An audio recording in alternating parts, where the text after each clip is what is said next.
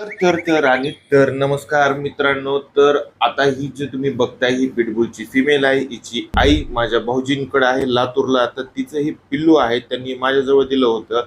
तर मी हिला घरात ठेवलं होतं. ह्या रूम मधलाच माझ्या पिंजरा आहे. मी हिला बाहेर खेळायला घेऊन जायचो, फिरवायचो, खेळवायचो. आम्ही मस्त एन्जॉय करायचो. जवळजवळ ही माझ्याजवळ 1.5 महिन्याच्या जवळपास असणार. भयानक मजा केली आम्ही. पिटबुल म्हणजे एक एनर्जेटिक ब्रीड आहे. हिच्यासोबत खेळण्यासाठी तुम्हाला वेळ द्यावा लागतो, त्याला व्यवस्थित ट्रेन करावं लागतं. आणि ट्रेन केल्याच्या नंतर ती घरी सुद्धा राहू शकते. तिला खाणं पिणं देणं हे माझं दररोजचं काम होतं. घरी सुद्धा ही बाकींच्या डॉग सोबत मस्त राहायची. ती मिनीला परेशान करायची, जुलीला परेशान करायची, पण सगळ्यांसोबतच हसून खेळून राहतो. एक दिवस काय मग हे मित्र आले, यांना ही खूप आवडली, त्यांना पिटबुलच पाळायचं होतं. त्यांनी घरचे ह्यांचे तयार होते, सगळं होते.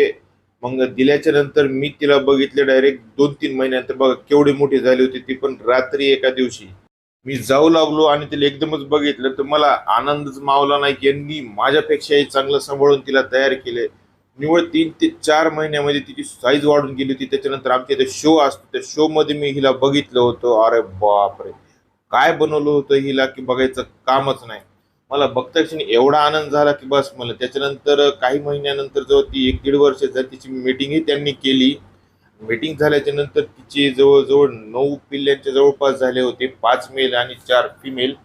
तर मी पूर्णपणे त्यांना मदत केली की तिला कसं सांभाळावं, पिल्लांना कसं कोणापर्यंत कसं पोहोचवायचंय करायचे, याची पूर्णपणे मी त्यांची मदत केली.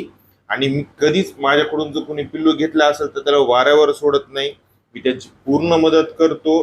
आणि पिल्ले पुन्हा नवीन नवीन ठिकाणी पाठवण्यास, करण्यास, त्यांना लोकांना आपल्यापर्यंत बोलवण्यास, ऍड करण्यास मी कुठेही कमी पडत नाही. तर माझ्याशी कनेक्टेड राहा.